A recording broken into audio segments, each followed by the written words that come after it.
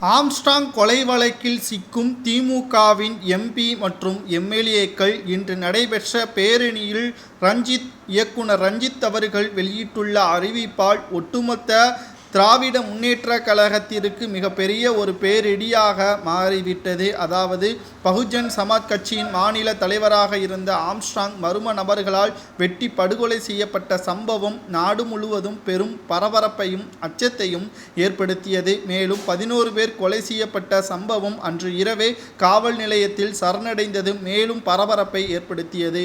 இவர்கள் கைக்கூலிதான் என்றும் இவர்களை ஏவிய முக்கியமான தலைகள் யார் என்ற விசாரணையை காவல்துறையினர் உடனடியாக மேற்கொள்ள வேண்டும். அதுவும் ஆளுங்கட்சியின் தொடர்பு இல்லாமல் இது நடந்திருக்காது என்று நீதி கேட்டு இயக்குனர் ரஞ்சித் தலைமையில் சென்னையில் பேரணி நடைபெற்று வருகிறது. இந்த நிலையில்தான் அரசு அதிகாரிகள் காவல்துறையினர் ஆம்ஸ்ட்ராங் கொலைக்கு உரிய நீதி கிடைக்க வேண்டும் என்பதை உணர வேண்டும்.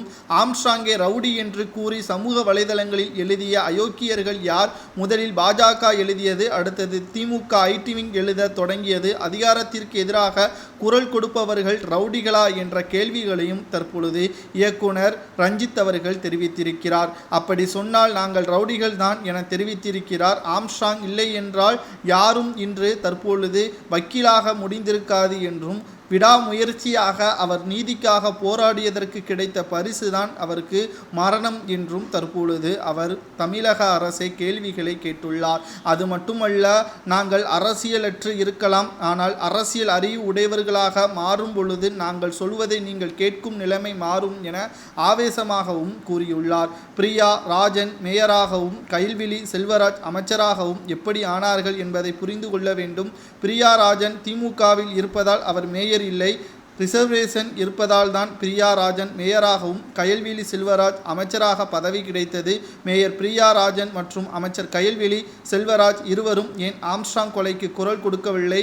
நீங்கள் திமுகவில் இருப்பதால் தான் குரல் கொடுக்கவில்லையா என்ற கேள்விகளையும் தற்பொழுது எழுப்பியுள்ளார். சட்டமன்ற உறுப்பினர்கள், நாடாளுமன்ற உறுப்பினர்கள் உள்ளிட்டோர் எப்பொழுது இதற்காக குரல் கொடுப்பீர்கள்? குரல் கொடுக்கவில்லை என்றால் பதவிகள் ராஜினாமா செய்துவிடுங்கள் என்றும் கூறியுள்ளார்.